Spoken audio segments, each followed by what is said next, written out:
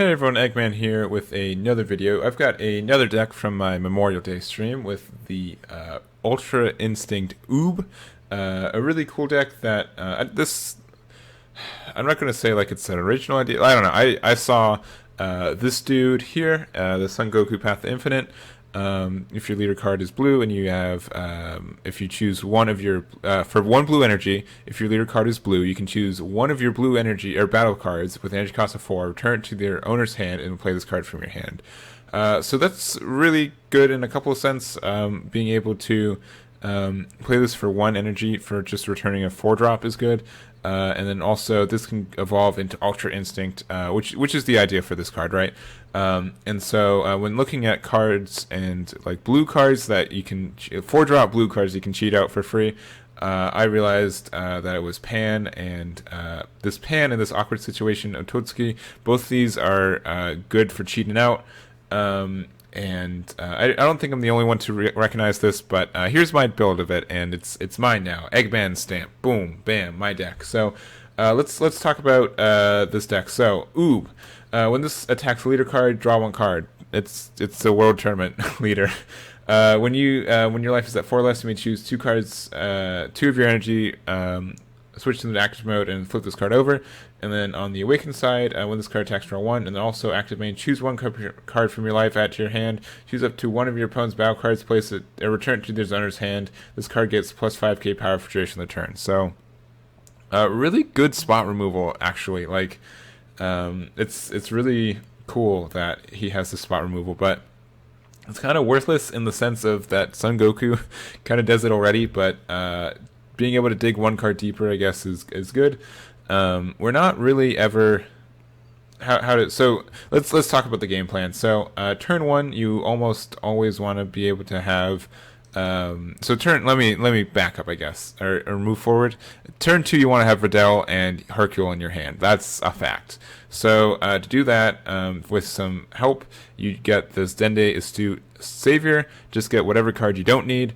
This card is dumb. Can I say that real quick? Like, this is a really dumb card to print, and especially in a 20-card set where you only get a couple of the cards. I can talk about this for hours, but so when you play this card, choose up to 1 World Tournament card with an energy cost of 5 or less from your deck. Send it to your warp. Shuffle your deck at the start of your next turn. Add that card sent to your warp by the skill to your hand from your warp. This is Golden Sarcophagus, but a turn earlier on a battle combo card. That's just super dumb. And then he has another effect of you can pay 2 if your leader card is a World Tournament card. You can place this card in his owner's drop area, choose up to 1 World Tournament card with energy cost 3 or less from your hand, send it to your warp, and at the start of your next turn, play this card sent to your warp by the skill from your warp. So this has just like a lot of dumb things you can do with it. Also, like, if you play this on turn 1 and then use its active main turn 2 ability, you can send this where does this go? What is it? Place this in its drop. Okay, yeah. So you can just place this in your drop, and then you have no battle cards out, and so Videl is a 2-drop in your hand. Then you can get her out for next turn on turn 3. But also you can play stuff on turn. You can still play stuff until she comes out. Like, it's all bunches of silly, because then you can play like another Hercule on turn 3, and then if you have 2 Hercules out, then you can just, I don't know, draw 4 and untap 2. Like, it's just crazy stuff. But maybe I'm getting ahead of myself. So Videl, Proudest Mother, what'd she do? If your leader card is a World Tournament card and you don't have any battle cards in play in your battle area, reduce the energy cost of this card in your hand by 2. So it's a 2-drop. And then also, when you play this card, choose 1 Hercule Proudest Grandpa from your hand and play it. So you just play Hercule for free. And then at the end of your turn, you may place this card at the top of your deck. If you do so, choose up to 1 Pan Proudest Daughter from your deck, play it, then shuffle your deck. So it's not going to be on the top of your deck anymore, probably, right? So that's super good. And so what's the Hercule and Pan? So Hercule is barrier, 10-drop or 10k. And when your Pan Proudest Daughter is played in your battle area, draw 2 cards. Then at the end of your turn, choose it to 1 of your energy and switch it to active mode. So you get to get. So if you have 1 of these out and a Pan is played, you do that. But they stack too. So if you have 2 of these guys out, then you draw 4 and you untap 2. That's crazy. And then this Pan has dual attack, and if your leader card is a blue World Tournament and Hercule Proudest Grandpa is in play, your battle area this gains plus 10k power and it's a double strike. So it's a 25k dual attack double strike, which is really good also. So that's just a lot of stuff going your way, setting these cards up. It can be really dangerous and explosive at the same time, so that's good. It's also a 4-drop, so hey, look at this synergy here. And so all that's going on, and then there's also the other kind of pair cards. I forgot what they're called, but so there's the Awkward Situation Trunks. So X-Main, or sorry, let's just talk about this. So if Awkward Situation Trunks is in play in your battle area and Awkward Situation Toski is not, you can play this card from your hand without paying its cost. Oh boy, playing a 4-drop blue card for free? Where could this go into trouble?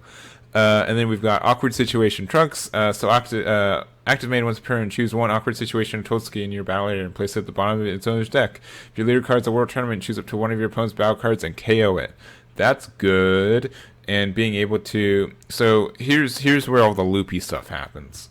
Really, so you can have let's say it's on turn 4, you've got 4 energy, and you've got so you play Awkward Situation Trunks, so 2 energy.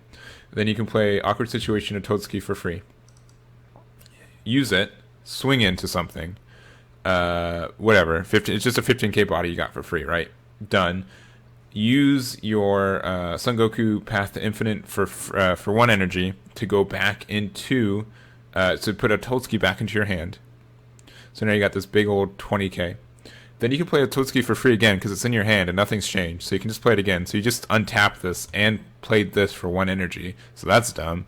And then you get to you get a swing of it again, and you can use this effect still to just pop something on the board. So a lot of pressure and a lot of loopy stuff. And then not even that, but then you can also just go into this for 2 more blue energy by placing 1 card in your hand, and then you've got a 35k triple strike that your opponent can't combo with, and also the whole board is wiped. It doesn't choose cards, so it just returns them to your opponent's hand. So it just puts all the barrier stuff too. So if they have like Deadly Defenders, not that they're really popular right now, but they're gone, and then you've got this big old triple strike. So that's really what this whole deck's about: getting your opponent to 3, and then just doing Ultra Instinct stuff. So good stuff. This could even be really good against Broly because you have like 3 ways to pop things. So you can use a Totsuki to pop things, you can use Ultra Instinct to pop things, and you can even use your Awakened Leader to pop things. So I wouldn't be super afraid of being able to be popped by Broly when you use this card. And then lastly, we use Battering Laser just to make sure that we win. I don't know how to say it any other way. I should even maybe bump this up to 3. Maybe only have 2 of this Skill of the Sage, but yeah, you just need to find 1 battering and then you just win because you have a 35k triple strike and your opponent can't combo cards unless they have like so there is a caveat. They can use like the battle booster effects, like the one that Oop has, right? Or like it's like Senzu Bean, right? Senzu Bean is not a combo card, but it's activate battle.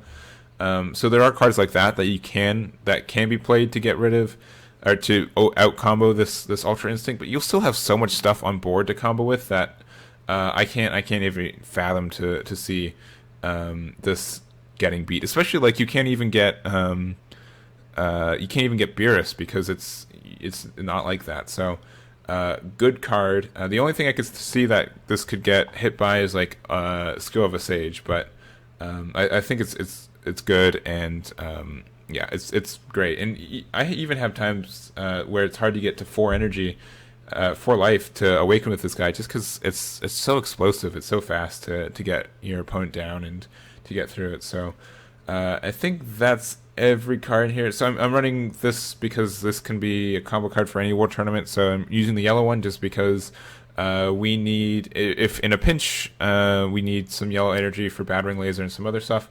I think we should maybe put 3 batterings in, but now that I'm thinking about it more, and only because I also don't want to be able to have to find 3 of these guys. But I maybe haven't talked about him. So counterplay, and when you play this card, if your opponent's turn, you may place this card in your owner's drop area, and if you do, choose it to one of your opponent's battle cards with any cost greater than equal, ignoring barrier, switch to rest mode. That battle card can't be switched to active mode until the start of your next turn. So it gets around Deflect. It doesn't get around Maya's Killer Zone. But you're just able to play this guy, and if your opponent summons a big old boss monster that's, above their energy curve, then you just put it to rest mode, and they can't do a lot about it. So that's good for stalling out. I didn't really feel like I used it ever, but it was a World Martial Arts card that was yellow and could do something, so I put it in here. Because you can use Dende to search it. You can even use Dende to search super combos. Have I talked about how dumb Dende is? Dende's a dumb card. Why did they print this card? I think that's it. I'm going to just end on Dende being dumb. But I think this deck is great. I would play around with it some more, but it has a lot of things going for it, a lot of synergy, and it can feel unstoppable in the right situation. So that's going to be it for me. Thank you guys so much for watching, and I'll catch you all next time.